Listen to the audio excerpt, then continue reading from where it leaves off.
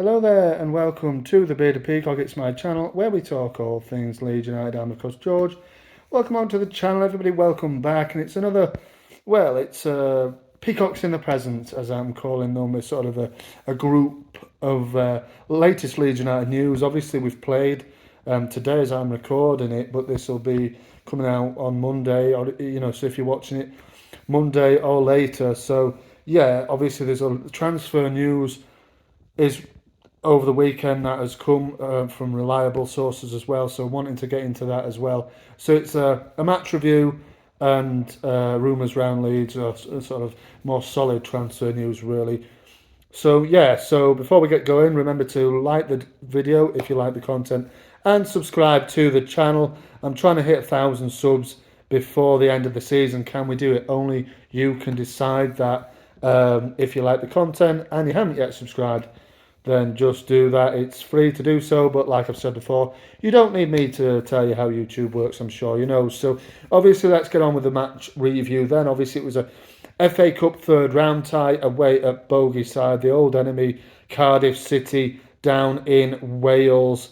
We don't do very well in Cardiff. Cardiff generally seem to have our number, and it looked for much of the game that they would once again get one over on us, but it didn't turn out that way. We salvaged a draw, which turns into a pretty unwanted replay, which I think is next Tuesday, a week on Tuesday. So yeah, it was a pretty unwanted replay, and yeah, let's get to the starting 11. And I think I nearly got it right in the sort of preview I did at the end of the last video. I nearly got it right. Obviously, Jesse went with Robles in goal, the back four of Junior Firpo, Pascal Struijk and Diego Llorente, who we'll get on to both in a bit. Right back, Rasmus Christensen. The two in midfield, Darko JB and Sam Greenwood, and then the front three behind the striker, Willie Gnonto, Brendan Aronson and Crescencio Somerville, with Joffy Gelhardt up front. So it wasn't a bad side. You'd have thought we'd have enough really to beat Cardiff. No disrespect to Cardiff, but they're not the one of the worst goal scorers in the Championship, languishing towards the bottom end of that division. No win in 7 games, I believe it was, before the start of this game. And obviously it's a bogey side for Leeds United, and one that we struggle against, and we did struggle against, and a lot of people going into this one felt like we weren't going to win the game, and they'd be right for thinking that really. And the game started, I felt we started well for the first 10-15 minutes. We looked high pressing. Cardiff looked like they were going to sit in and soak up the pressure and obviously try and hit us on the break, which was fruitful and successful for them in the end. But obviously, first 15 minutes, I thought Darko JB started the game incredibly well. And we looked sort of to be dictating the tempo and what was going to happen in this game. But must I say, throughout the whole game, I thought the defenders were shocking in this first half. Was absolutely unforgivable, some of these performances, I must say. Now, we'll talk about that because Pascal Struijk, I like Pascal Struijk, as a lot of you watching will do as well. He's been fantastic at left back all season. He goes back into what is supposed to be his preferred position in centre back, and he has probably the worst game I've ever seen him play in a Leeds United shirt. Absolutely shocking from start to finish, really. Second half, we imposed ourselves and had the most of the play. He didn't really do much wrong in the second half, but the first half was absolutely abysmal here, really. And Llorente wasn't much better, but Llorente you kind of expect it from. I think Firpo as well next to him, you kind of expect it from as well on left back. And to an extent, maybe now Christensen, you expect, who had a really poor game as well. You expect it kind of from those guys, don't you? But not Struijk, not Pascal. I think by his own high standards, he was captain, I think, as well, wasn't he, for this one? Not a captain's performance. It was just terrible. I think the first goal, he gives it away from a header initially, slow to get back. It was almost like he was running in mud, I thought, in this game. Particularly the first half, like I say, terrible, really slow to get back down the right-hand side to stop that. Robles actually initially stops the shot, doesn't he? But again, Robles is slow to get back to his line. Cardiff work it into the box, and it's put in by their lad, and it's their first shot on target, or it's their first shot of the game, I think, at that stage. And it's disappointing, wasn't it? But it wasn't, you weren't surprised because it's Cardiff away, you know what I mean? Historically, we don't travel well to Cardiff, and then it gets worse, doesn't it? What, 6 minutes later or something like that, 6, 7 minutes later, it's Ojo, isn't it? Obviously, former Liverpool player. And again, defensively, all right, it's a lovely finish, take down and finish on the volley, is it? But or maybe it's not. But it's a nice little finish, 1-on-1 with Robles, lifts it high up into the net, but really, I mean, come on, the lad sort of chips in across, and Diego Llorente defensively, come on, I think it skims off his head, but and lands at Ojo's sort of chest. But come on, you've got to be aware of who's behind you. Ojo just ghosts in behind him. Be aware of who's behind you, what's going on. He just kind of got sucked into the ball, and perhaps if he stays his ground, he blocks off Ojo, and that's the action defended. But it wasn't like that. They got the second goal. Was it just after the half-hour mark? And you think it's probably game over at this stage. But to be fair to Leeds and to be fair to Jesse Marsh, it goes into the second half. The substitution changed the game completely. It makes a triple substitution on 60th minute, I think it is. We see the man Maximilian Vober for his debut comes on in replace of Darko JB in midfield. Obviously, he's a defender. He did say last week that he can play midfield as well. This is what he did, and he changed the game for me. Absolutely fantastic. Along with him came on Cody Drama, obviously against his former club, and then of course Rodrigo, who was pivotal as well. And I thought Cody Drama as well played well going into the second half. I thought he was much higher up the pitch than Christensen was in the whole time he was on the pitch. He was a bit more involved in attacking play. I thought Sam Greenwood had a better second half as well. Sort of got on the ball, a little bit aggressive, I know, for some people's liking. But for me, he was tenacious, trying to win the ball back, and I thought he had a better second half. I thought from the 60th minute onwards, it was all Leeds United, and we would particularly seem to be targeting that left side, Cardiff's right-hand side. I felt like Willie Gnonto and Junior Firpo, as the game went on, had some really good, nice link-up play together down that left-hand side. And I thought, let's be fair. Firpo gets a lot of stick from a lot of the fan base, and I thought he played well today. Actually, I thought he did well. He did well in that second half. Got up and down the wing, bit more attacking. Obviously, it was a shocking performance first half. You can't get away from it, but everybody was. Second half, he got up and down that wing with Willie Gnonto providing support. He would have scored. Let's be honest, if the handball didn't happen, and also he got an assist for the equaliser as well. So yeah, obviously let's talk about. First of all, Rodrigo gets us into it. Pascal Strout before that misses a header from a corner. But Rodrigo shows him how it's done and heads in from close range to get us back in the game on 65 minutes.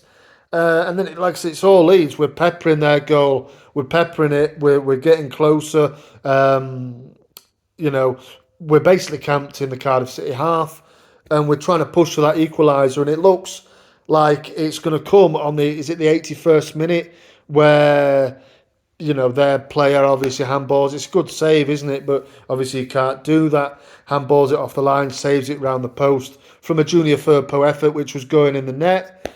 And then Rodrigo steps up and misses the penalty. Shocking penalty. I think it's probably the first he's missed in a Leeds United shirt. You'd have bet him to score that, but it looked for all the world when he missed that we weren't going to get anything out of the game. So another cup defeat, which we all know our dire record in the cup of recent times. But, I thought there was one more chance and it wasn't there, and we took it. In fact, there was two more chances and it wasn't there. Obviously, Joseph comes on at that point. Perkins is on, and Joseph, yeah, he's unlucky. He should probably get it on target and score. Where Rodrigo gets down the right hand side, puts it in for him. It goes wide, and then that's sort of 85, 86 minutes, I think. 5 minutes go up, and Perkins gets the equaliser. Lovely goal, this. Willie Nonto, who improved as the second half went on, got down that left-hand side, put the ball in, and it's a lovely flick from Junior Firpo, isn't it, to keep it alive, and then Perkins just stabs it past their goalkeeper, virtually on the line, and yeah, the fans behind the goal go mental, obviously. But everybody's quite negative about this result, really. I know it's a replay. I know it's a one that we probably didn't want in the end, isn't it, really? But we keep it in the cup with the draws being made. Obviously, Boreham Wood or Accrington Stanley away. They drew yesterday, so they have to play a replay as well. The winner of that game plays the winner of our game at their stadium. So it's another away game for Leeds United in the FA Cup, which we don't seem to get home games unless like this one is a replay. But otherwise, it's all away games all the way, isn't it, really? And it's Boreham Wood or Accrington Stanley for the winner. But yeah, look, I thought the young guys did well, and I will get on to a point about Joe Gelhardt here. Joe Gelhardt, there's a little bit of transfer news surrounding him, which we'll get on to in a bit. But yeah, look, for me, Joffy Gelhardt offers nothing. He offers absolutely nothing. I forgot he was on the pitch yesterday, and it's against a team who really, he is sort of a level where you'd expect him maybe to have a little bit more of involvement in the match. He was absolutely invisible in this game. He got taken off for Joseph, and I don't know what the minute was he got taken off. Maybe it was 70 odd minutes, but I think Mateo Joseph did a lot more than Gelhardt did in the whole time that he was on the pitch. Sonny Perkins comes on and has a nice little cameo with the equalising goal. You could argue that both of those two lads offer more than Gelhardt does. I certainly think they do, to be honest with you. And I'd be happy with the new striker in, obviously, who we're looking like we're going to get. And those two lads as backup potentially with Joffy going out on loan. It kind of has to happen for me because he's offering next to nothing. And then it seems like a lot of people are upset about the minutes that he doesn't get. Well, that's why. He's not offering much. He's just not offering a lot. And for me, the lads underneath him, Joseph and Perkins, both look like a little bit more of a threat. Certainly Joseph looks a decent threat from what I saw. What I've seen of him and what I've seen of him today, what I've seen of him previously, looks a goal scorer, isn't he? And Joffy, important part he played in a few moments last season, but ultimately, yeah, he's not quite there yet. A loan would suit him. Come back. Obviously, the club rate him highly, signed him onto a long-term contract in the summer, so they don't want to lose him permanently. But I think definitely a short-term loan would benefit him for sure. But yeah, all in all, it's a replay. We didn't lose, a replay we didn't really want. But at the end of the day, I think the confidence will go high in the dressing room. Because at the end of the day, we were 2-0 down. We had played badly. The substitutions for me, credit to Jesse Marsh, worked in this game. Like I said, Maximilian Voba changed it, looked really aggressive, looked good on the ball, and looks like he's a good acquisition. Let's hope he continues going forward. And yeah, so all in all, let me know what you're thinking of the FA Cup draw. Can we get through to the next round? Would you like a cup run? We're still in the hat for the next round. Let's wait and see. But on to some transfer news then. And yeah, obviously over the weekend, there's been very credible sources reporting that Leeds United are on the verge, very, very close to signing Hoffenheim 20-year-old French striker Jorginho Rutter. So yeah, it's been said by Florian Plattenberg, the German Sky Sports Germany reporter yesterday, Saturday, that Leeds, yeah, they want him now. There was a fee said to be around about 30 to 40 million euros being discussed. Fabrizio Romano then tweeted this morning that Leeds United have agreed personal terms with Rutter. It's just probably now about the fee and all that with Hoffenheim. Hoffenheim came out and said that Rutter has been excused from training with the team and excused from a friendly game, I believe, that they're playing or played today. I don't know when it was, but he's been excused from everything surrounding them. So, and they did say in that statement, it's looking like he's going to move to the Premier League. There was reports, I think maybe they said that more than one team are looking at him, but from what Fabrizio Romano has said there, it does sound like Leeds United are nearly there with his signing now. Jorginho Rutter. I've been following this lad since probably last season. He's only 20, played a handful of times for the French underage sort of teams, levels before the first team. He's played a handful of games for the French sort of age groups.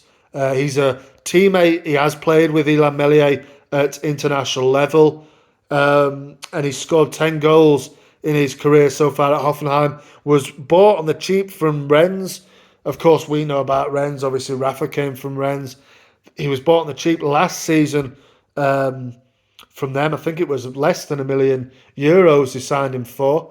And so he is, he's done well really for the experience that he has. 8 goals he got last season in the Bundesliga, 2 goals so far this season with 2 assists. I know a lot of people would sniff at these stats, but at the end of the day, he's only 20. A lot of people I've seen are a bit miffed by the